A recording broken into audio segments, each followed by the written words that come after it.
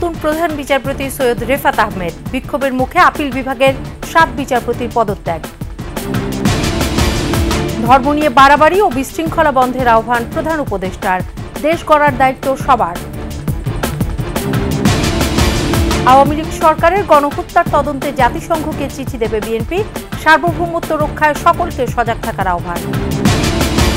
ছাত্র আন্দোলনে দায়ের সব মামলা প্রত্যাহারের সিদ্ধান্ত, বিতর্কিত আইন বাতিল ও সংস্কারের আশ্বাস। ফেরত আনা হবে পাচার হওয়া অর্থ, দ্রুত আর্থিক ক্ষতি কাটানোর চেষ্টা করছে সরকার।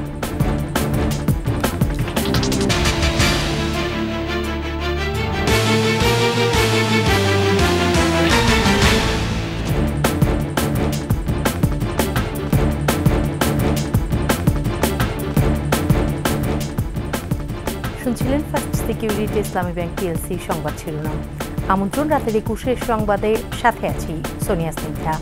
দর্শক, 21 টেলিভিশনের সংবাদ একই সাথে সরাসরি দেখতে পাবেন আমাদের ফেসবুক পেজ www.facebook.com/2124 অনলাইনে।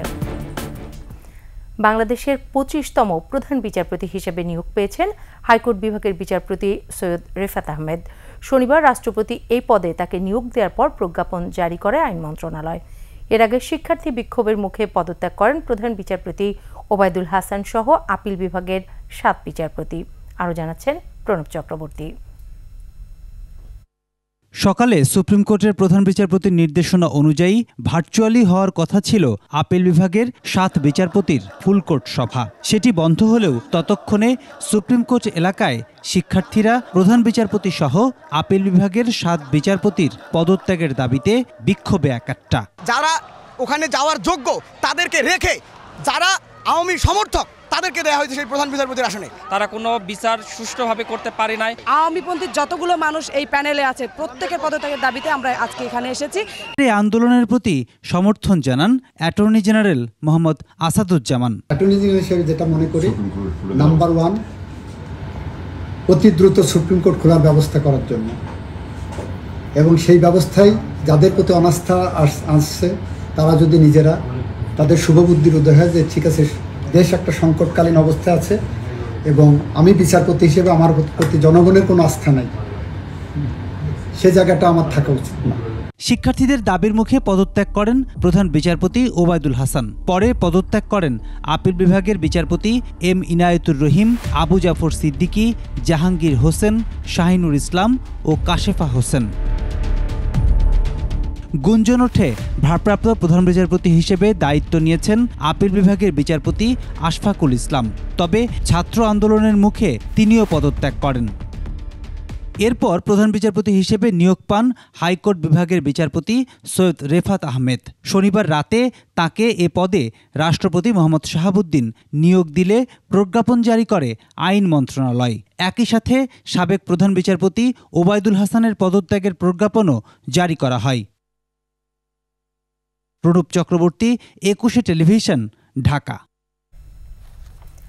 বিশৃঙ্খলা ও ধর্ম নিয়ে বাড়াবাড়ি বন্ধের আহ্বান জানিয়েছেন অন্তর্বর্তীকালীন সরকারের প্রধান উপদেষ্টা ডক্টর মোহাম্মদ ইউনূস। বাংলাদেশ গড়ার দায়িত্ব সবার উল্লেখ করে যে কোনো অন্যায়ের বিরুদ্ধে শহীদ আবু সাঈদের মতো প্রতিবাদ গড়ে তোলার আহ্বান জানিয়েছেন ডক্টর ইউনূস। রংপুর প্রতিনিধির তথ্য ছবিতে বিস্তারিত আকবর হোসেন সুমনের রিপোর্টে। বৈষম্য বিরোধী ছাত্র আন্দোলনে বেগম রোকেয়া বিশ্ববিদ্যালয়ের শিক্ষার্থী রংপুর পীরগঞ্জের আবু সাঈদও রাজপথে নেমে এসেছিলেন। সাঈদের পেতে দেওয়া বুক ঝাঁঝরা করেছিল বুলেট। কোটা সংস্কার আন্দোলন সেই আত্মত্যাগে আরও বেগবান হয়। অন্তর্বর্তীকালীন সরকারের প্রধান উপদেষ্টার দায়িত্ব নিয়েই 2 উপদেষ্টাকে সঙ্গে নিয়ে শহীদ আবু সাঈদের বাড়িতে যান নোবেলজয়ী অর্থনীতিবিদ ডক্টর মোহাম্মদ ইউনূস। পরে শহীদ সাঈদের কবর জিয়ারত করেন তারা। সন্তান হত্যার বিচার চেয়েছেন আবু সাঈদের বাবা মা ও সহপাঠীরা। পাখি ঝেঙ্কা করে মারে, ঝেঙ্কা করে ছেলে লাপা ঝাপা করে লাঠি নিয়ে আসলো হাতে ছিল। চলো আমার কোনোটা দৌড় ঝাঁপ করে নাই, ওরই খালি তাও করছে, পার হওয়া হয়ে করছে। এখন তো সন্তান হারা, এখন মনের বেদনা তো দূর হয় না। এখন সকলে আসতেছে, আসি বলতেছে যে আমরাই আপনার ছেলে, এই যে বলি গর্ববোধ হয় যে সকলেই আছে। আবার যারা এই হত্যাকাণ্ডের নির্দেশ দিয়েছে তারা আমরা এবং যারা হত্যা করেছে তাদের বিচার চাই। আবু সাঈদ হত্যার সঙ্গে যারা জড়িত এবং যারা মদত দিয়েছে আমরা তাদের সুষ্ঠু তদন্তের মাধ্যমে একটা বিচার আশা করি। আবু সাঈদের আত্মত্যাগ পরবর্তী প্রজন্ম গর্বে স্মরণ করবে বলে মন্তব্য করেন প্রধান উপদেষ্টা। আবু সাঈদ এখন ঘরে ঘরে, প্রত্যেক ঘরে আবু সাঈদ, এবং বাংলাদেশের যত পরিবার আছে সব পরিবারের সন্তান, এবং বাংলাদেশে এখানে জাতি ধর্ম নির্বিশেষে সবারই সন্তান। এখানে হিন্দু পরিবার হোক, মুসলমান পরিবার হোক, বৌদ্ধ পরিবার হোক, সবার ঘরের সন্তান এই আবু সাঈদ।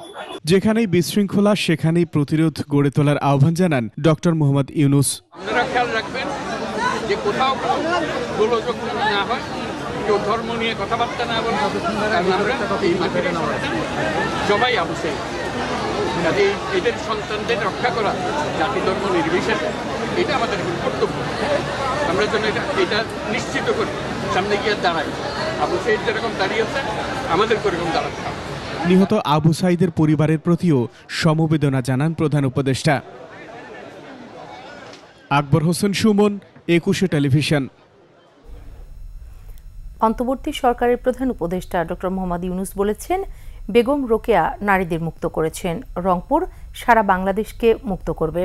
দেশের শান্তি শৃঙ্খলা ফিরিয়ে আনতে শিক্ষার্থী সহ সবাইকে এগিয়ে আসার আহ্বান জানান ডক্টর ইউনূস। মানিক শিকদারের রিপোর্ট। শনিবার বেলা 1টায় বেগম রোকেয়া বিশ্ববিদ্যালয়ের প্রশাসনিক কক্ষে বৈষম্য বিরোধী ছাত্র আন্দোলনের শিক্ষার্থীদের সঙ্গে মতবিনিময় সভায় কথা বলেন ডক্টর মোহাম্মদ ইউনূস। সে সময় আন্দোলন ও ছাত্র জনতার গণ অভ্যুত্থানের নানা চিত্র তুলে ধরেন শিক্ষার্থীরা। নববিজয়ের পর অন্তর্বর্তী সরকারের কাছে নতুন বাংলাদেশ বিনির্মাণে শিক্ষার্থীদের পরামর্শ ও প্রস্তাবনাও উত্থাপন করে বিশ্ববিদ্যালয়ের শিক্ষার্থীরা। বৈষম্য বিরোধী ছাত্র আন্দোলন, বৈষম্যের বিরুদ্ধে যেহেতু বিশ্ববিদ্যালয়, সেহেতু বিশ্ববিদ্যালয় সমূহের বাজেট প্রণয়নে বৈষম্য দূর করতে হবে। আসলে আদিবাসীদেরকে পিছনে ফেলে তো দেশের উন্নয়ন সম্ভব না। কাউকে পেছনে ফেলে সেই জায়গায় আদিবাসীদের যে জীবনমান উন্নয়নের ক্ষেত্রে এখানে যে সংকটগুলো রয়েছে, যে আপনার আদিবাসী গ্রামগুলোতে কোনো প্রাথমিক যে বিদ্যালয় সেটা নেই, হাই স্কুল নেই, তো এইটা এদিকে একটু নজরে রাখবে এই সরকার। আমি তার কাছে এই প্রত্যাশা রাখি। মতবিনিময় সভায় অন্তর্বর্তী সরকারের প্রধান উপদেষ্টা ডক্টর মোহাম্মদ ইউনূস বলেন, নতুন বাংলাদেশ তরুণদের বাংলাদেশ, তরুণদের এখন কেউ টেনে রাখতে পারবে না। এবং যেটা করছো, এই যে আমি বারবার বলছি, এটা আমাদের দ্বিতীয় বিজয় উৎসব। এই বিজয় উৎসবটা যেন আমরা আমাদের হাত থেকে ফসকে না যায়, এবং এটা তোমরাই পারবা, আমরা কেউ পারবো না। আমরা এখানে চালাতে আমাদের ক্ষমতা নেই। সম্প্রতি সহিংসতায় সংখ্যালঘু পরিবারের নিরাপত্তা নিশ্চিতে তাদের পাশে দাঁড়ানোর নির্দেশনা দেন ডক্টর মোহাম্মদ ইউনূস। এর মধ্যে যে প্রাণশক্তি ছিল, প্রাণশক্তিকে নিংড়ে দিয়েছে, এটাই দুঃখ। মানিক শিকদার, 21 টেলিভিশন, ঢাকা। ছাত্র আন্দোলনে ক্ষমতাচ্যুত আওয়ামী লীগ সরকারের গণহত্যার নিরপেক্ষ তদন্ত চেয়ে বিএনপি জাতিসংঘকে চিঠি দেবে বলে জানিয়েছেন দলটির মহাসচিব মির্জা ফখরুল ইসলাম আলমগীর। এদিকে প্রধান বিচারপতি সহ 7 বিচারপতির পদত্যাগকে গণতন্ত্রের জন্য সুখবর বলেও মন্তব্য করেন তিনি। বলেন, এর মাধ্যমে বিচার বিভাগ মুক্ত হবে। শিউলি শবনমের প্রতিবেদন। অন্তর্বর্তীকালীন সরকার গঠনের পর বিএনপি চেয়ারপারসনের গুলশান কার্যালয়ে দলের প্রথম সংবাদ সম্মেলন। এ সময় সদ্য গঠিত সরকার প্রধান সহ উপদেষ্টাদের শুভেচ্ছা জানিয়ে বিএনপি মহাসচিব মির্জা ফখরুল ইসলাম আলমগীর বলেন, অন্তর্বর্তীকালীন সরকার পুরো জাতিকে আশার আলো দেখাচ্ছে। দেশের জাতির কাছে আপনার আশার সৃষ্টি করছে। প্রধান বিচারপতি সহ অন্যান্য বিচারপতিদের পদত্যাগ এই মুহূর্তে গণতন্ত্রের জন্য ইতিবাচক। এটা আমরা মনে করি যে গণতন্ত্রের জন্য এটাও একটা অত্যন্ত সুখবর, কারণ যে অবস্থা সৃষ্টি হয়েছিল আপনার বিচার বিভাগে, সেটা অনেকাংশেই একটা মুক্ত হবে বলে আমরা বিশ্বাস করি। সম্প্রতি দেশ জুড়ে সংখ্যালঘু হামলা সহ বিভিন্ন সংঘর্ষের ঘটনার সাথে বিএনপি কোনোভাবেই জড়িত নয় উল্লেখ করে মির্জা ফখরুল বলেন, একটা গোষ্ঠী দেশের নতুন স্বাধীনতাকে নস্যাৎ করতে বিভ্রান্তিকর সংবাদ পরিবেশন করছে। আমাদেরকে জড়িয়ে একটা আপনার অপপ্রচার চালানোর চেষ্টা করা হচ্ছে, এটার আমরা তীব্র নিন্দা জানাচ্ছি। একই সঙ্গে আমরা স্পষ্টভাবে বলতে চাই যে এই ধরনের কোনো ঘটনার সঙ্গে বিএনপি তো জড়িত নয়, বাংলাদেশের কোনো সুস্থ স্বাভাবিক রাজনৈতিক দল বা ব্যক্তিও জড়িত থাকতে পারে না। এদিকে আন্দোলনে ক্ষমতাচ্যুত সরকারের গণহত্যার নিরপেক্ষ তদন্ত চেয়ে জাতিসংঘ ও প্রধান উপদেষ্টার কাছে দলের পক্ষ থেকে চিঠি দেওয়া হবে বলেও জানান তিনি। সেই গণহত্যার ব্যাপারে আমরা সবসময় কথা বলে এসেছি এবং জাতিসংঘের উদ্বেগ ছিল এটাতে সবচেয়ে বেশি। আমরা সিদ্ধান্ত নিয়েছি যে জাতিসংঘের কাছে আমরা এই বিষয়ে একটা নিরপেক্ষ তদন্ত চেয়ে আমরা চিঠি পাঠাবো। দেশের স্বাধীনতা ও সার্বভৌমত্ব রক্ষায় সংবাদ মাধ্যমকে দায়িত্বশীল ভূমিকা রাখারও আহ্বান জানান বিএনপি মহাসচিব। এমন কোন সংবাদ যেন পরিবেশিত না হয় যে সংবাদের দ্বারা মানুষ বিভ্রান্ত হবে। Shiuli Shabnam, 21 television, Dhaka. ICT act সহ বিতর্কিত সকল আইন বাতিল ও সংস্কার করা হবে বলে জানিয়েছেন অন্তর্বর্তী সরকারের আইন বিচার ও সংসদ বিষয়ক উপদেষ্টা ডক্টর আসিফ নজরুল। শপথ গ্রহণের পর শনিবার ছুটির দিন সচিবালয়ে এসে আইন উপদেষ্টা আরও বলেন, মানুষের সংস্কারের আকাঙ্ক্ষা ও নতুন নির্বাচনের আকাঙ্ক্ষার মধ্যে সমন্বয় করে এই সরকার যতদিন থাকা দরকার ততদিনই থাকবে। মফিউর রহমানের রিপোর্ট।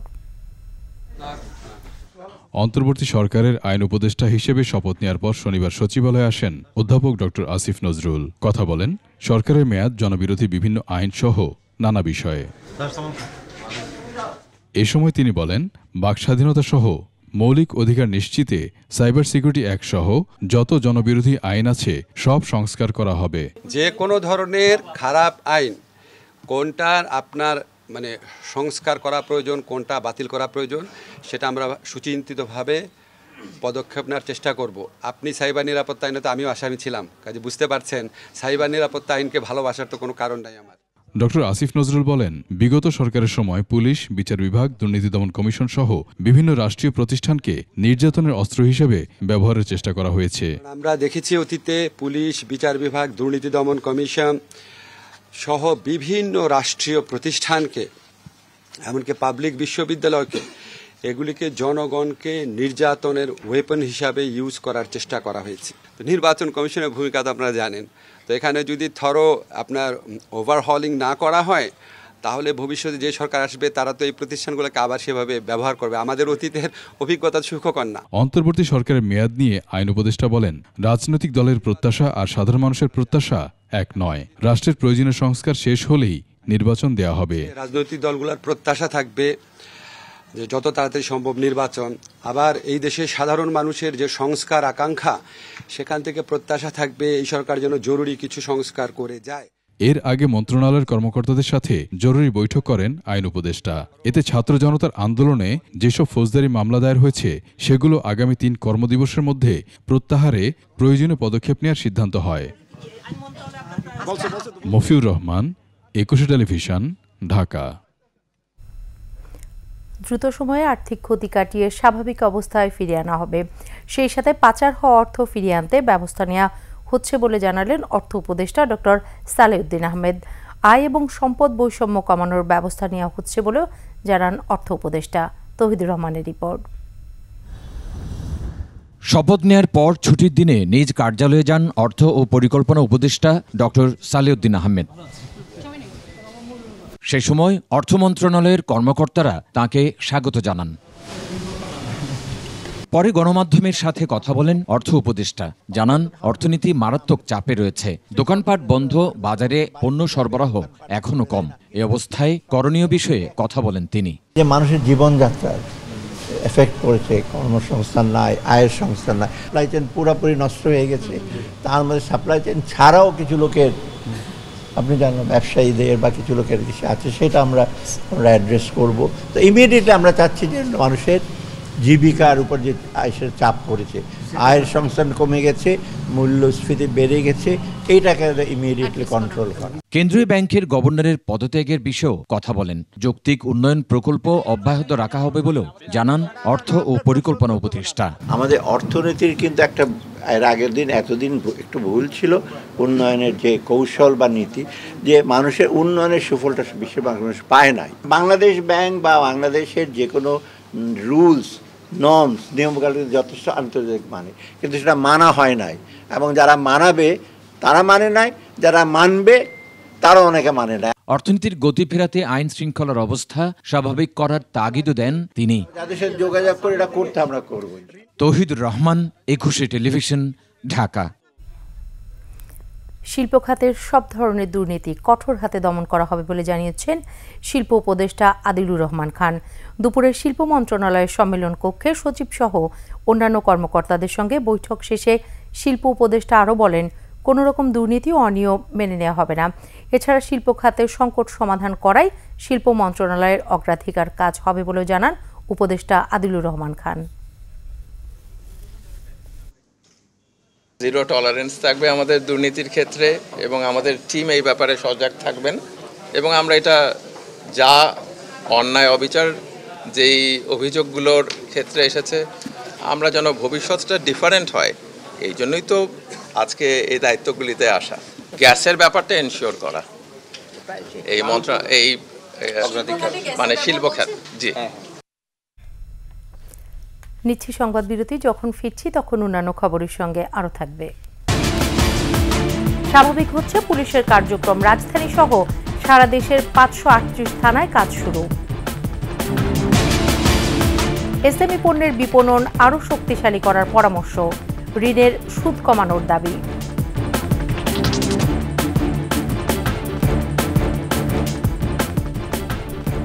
আবারও আমন্ত্রণ রাতের 21 সংবাদে। 4 দিন পর স্বাভাবিক কার্যক্রমে ফিরল রাজধানীর পুলিশ স্টেশনগুলো। সেবা প্রত্যাশীদের আনাগোনাও আছে থানা ঘিরে। বাড়তি নিরাপত্তায় অধিকাংশ থানায় মোতায়েন রয়েছে সেনাবাহিনী। এদিকে পুলিশ সদর দপ্তর জানিয়েছে, দেশের 639টি থানার মধ্যে 538টিতে কার্যক্রম শুরু হয়েছে। পার্থসারথীর সহায়তায় আদিত্য মামুনের রিপোর্ট। ছাত্র আন্দোলনের সময় জনরোষে ক্ষতিগ্রস্ত বন্ধ থানাগুলি গতকাল থেকে সরব হতে থাকে। রাজধানীর 50টি থানার মধ্যে চালু করা গেছে 29টি, যার একটি ধানমন্ডি থানা। সরেজমিনে গিয়ে দেখা যায় ভুক্তভোগীদের সেবা দিচ্ছেন পুলিশ সদস্যরা। জনগণের বিশ্বস্ত বন্ধু হিসাবে আবারও পুলিশ বাহিনী আস্থায় ফিরবে এমন আশাবাদ থানায় সেবা নিতে আসা জনমানুষের। আমরা এনআইডি কার্ডটা পাচ্ছিলাম না বাসা থেকে, সো আমি এখন মিসিং জিডি করতে আসছি, আমাকে সর্বোচ্চ কোঅপারেট করতেছে, আমার জিডিটা নিচ্ছে। রাস্তায় যে ছাত্ররা যারা সেবা করছে ট্রাফিক কাজে, তারা আমাকে অনেক করছে যে ড্রাইভিং লাইসেন্স নাই কেন। তো আমি বলছি যে আমার ড্রাইভিং লাইসেন্স হারানো গিয়েছে, তো আমি এটা জিডি করতে পারতাছি না। হ্যাঁ, তো জিডি কপিটা আমি পরবর্তীতে রাখবো আর কি। কেবল পুলিশ নয়, সাধারণের নিরাপত্তা দিতেও থানাগুলিতে সেনা উপস্থিতি অচল অবস্থা কাটতে সাহায্য করবে বলেও মনে করেন সবাই। আদিত্য মামুন, 21 টেলিভিশন, ঢাকা। দেশের বিভিন্ন স্থানে থানায়ও শুরু হয়েছে কার্যক্রম। থানাগুলোর নিরাপত্তায় সেনা সদস্য মোতায়েন করা হয়েছে। গাজীপুরে নতুনভাবে মেট্রোপলিটন পুলিশের 7টি থানার কার্যক্রম শুরু হয়েছে। শুধুমাত্র বাসন থানা একদিন পর চালু করা হবে বলে জানানো হয়। নওগাঁ জেলার 11টি থানায় কার্যক্রম স্বাভাবিক হয়েছে। শুরু হয়েছে জিডি, এফআইআর, এজাহার দাখিলের মতো দাপ্তরিক কার্যক্রম। একই সঙ্গে সকাল থেকে সেনাবাহিনী এবং পুলিশ যৌথভাবে টহল কার্যক্রম শুরু করেছে। কুমিল্লার বিভিন্ন থানায় সীমিত পরিসরে কার্যক্রম শুরু হয়েছে। সেনাবাহিনীর সহযোগিতায় বরিশালের বিভিন্ন থানায়ও শুরু হয়েছে কার্যক্রম। এদিকে রাজবাড়ীতে 5 উপজেলার থানাগুলোতে পুলিশ সদস্যরা যোগদান না করায় নাগরিক কার্যক্রম বন্ধ রয়েছে।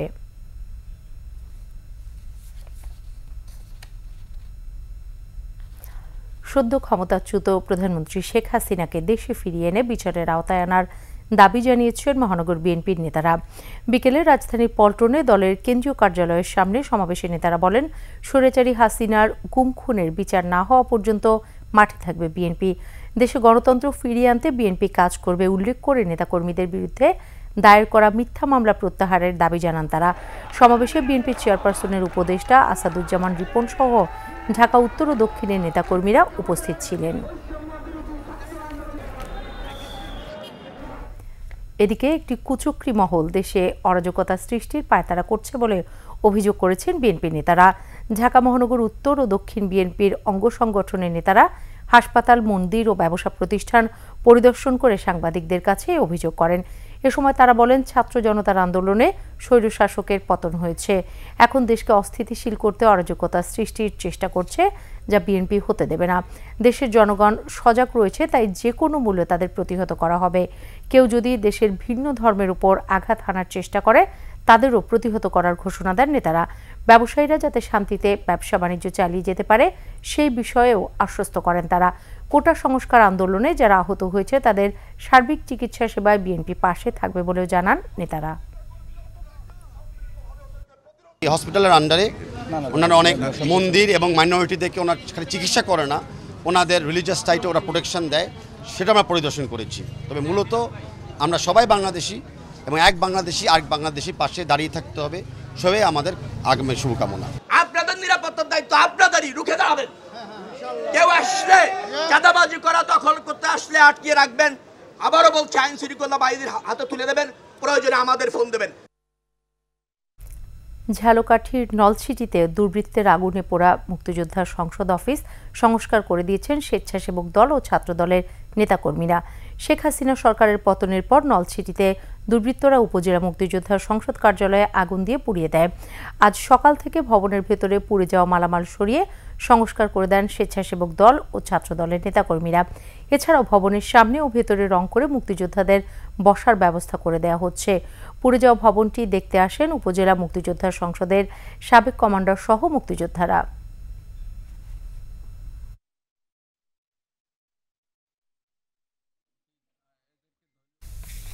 স্বাধীনতার পর সবচেয়ে বড় বিপ্লব রচিত হয়েছে বলে মন্তব্য করেছেন পুলিশের অতিরিক্ত ডিআইজি সোয়াইব রিয়াজ আলম।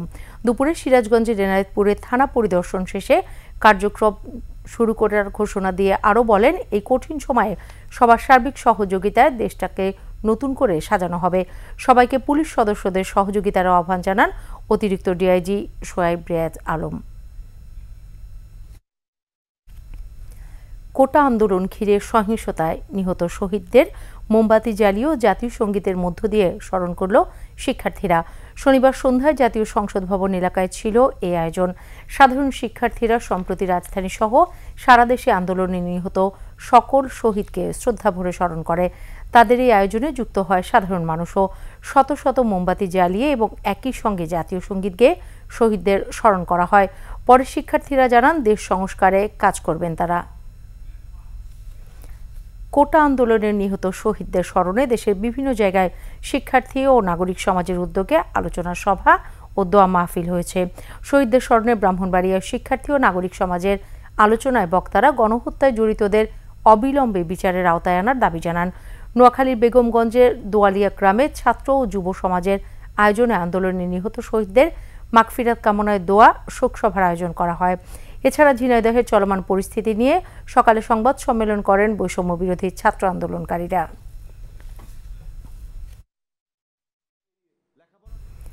নিচ্ছি সংবাদ বিরতি, যখন ফিরছি তখন অন্যান্য খবরের সঙ্গে আরও থাকবে। ব্রাজিলের যাত্রীবাহী উড়োজাহাজ বিধ্বস্ত, ৬২ আরোহীর সবাই নিহত। বাংলাদেশেই হবে নারী টি-20 বিশ্বকাপ, আশা ক্রীড়া উপদেষ্টার ঢেলে সাজানো হবে ক্রিকেট বোর্ড।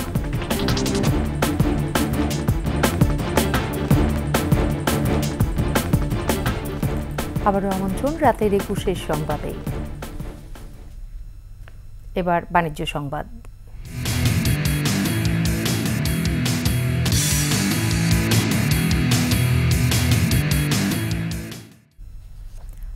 আমদানি থেকে বেরিয়ে রপ্তানি নির্ভর শিল্পোন্নত বাংলাদেশ গড়তে সমৃদ্ধ এসএমই খাতের বিকল্প নেই।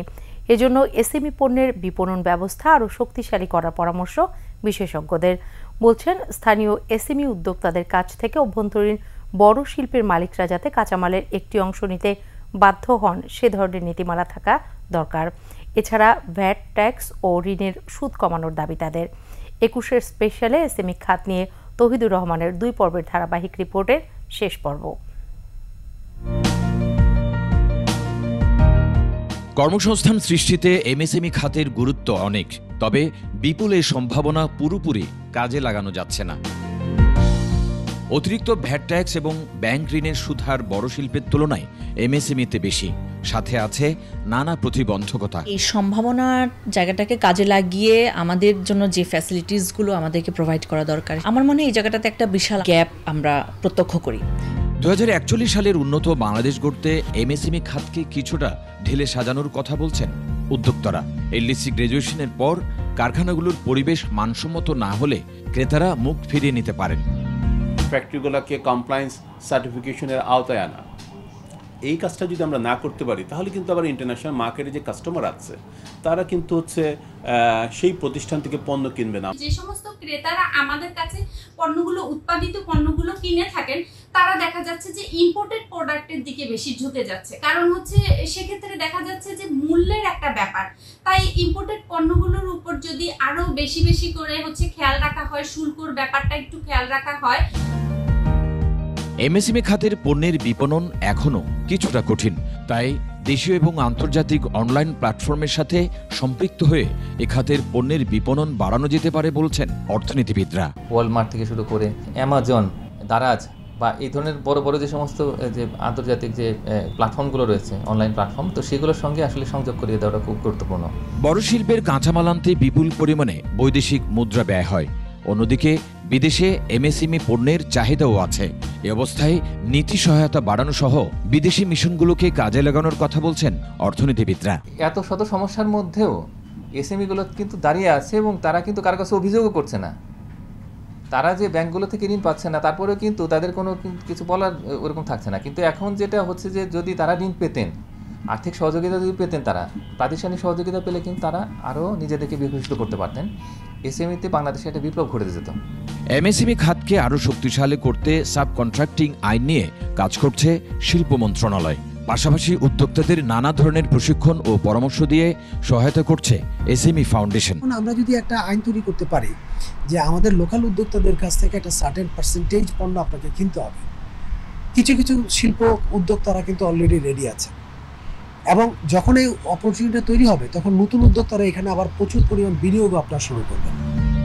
তরুণ জনগোষ্ঠীকে এমএসএমই খাতের সফল উদ্যোক্তা হওয়ার পরামর্শ দিচ্ছেন বিশেষজ্ঞরা। তৌহিদুর রহমান, একুশে টেলিভিশন, ঢাকা। শেষ করছি রাতের 21 সংবাদ। যাবার আগে ফার্স্ট সিকিউরিটি ইসলামী ব্যাংক পিএলসি সংবাদ শিরোনামগুলো আরও একবার। নতুন প্রধান বিচারপতি সৈয়দ রেফাত আহমেদ বিক্ষোভের মুখে আপিল বিভাগের 7 বিচারপতির পদত্যাগ। ধর্ম নিয়ে বাড়াবাড়ি ও বিশৃঙ্খলা বন্ধের আহ্বান প্রধান উপদেষ্টার, দেশ গড়ার দায়িত্ব সবার। আওয়ামী লীগ সরকারের গণহত্যার তদন্তে জাতিসংঘকে চিঠি দেবে বিএনপি, সার্বভৌমত্ব রক্ষায় সকলকে সজাগ থাকার আহ্বান। ছাত্র আন্দোলনে দায়ের সব মামলা প্রত্যাহারের সিদ্ধান্ত, বিতর্কিত আইন বাতিল ও সংস্কারের আশ্বাস। ফেরত আনা হবে পাচার হওয়া অর্থ, দ্রুত আর্থিক ক্ষতি কাটানোর চেষ্টা করছে সরকার।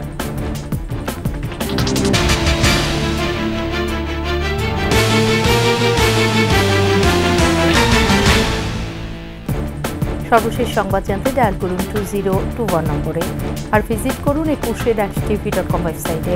এছাড়া ফেসবুকে ভিজিট করতে পারেন www.facebook.com/ekushe24 অনলাইনে। এতক্ষণ সাথে থাকার জন্য ধন্যবাদ। পরবর্তী সংবাদ 12টা 55 মিনিটে দেখার আমন্ত্রণ রইল। একুশের সাথেই থাকুন।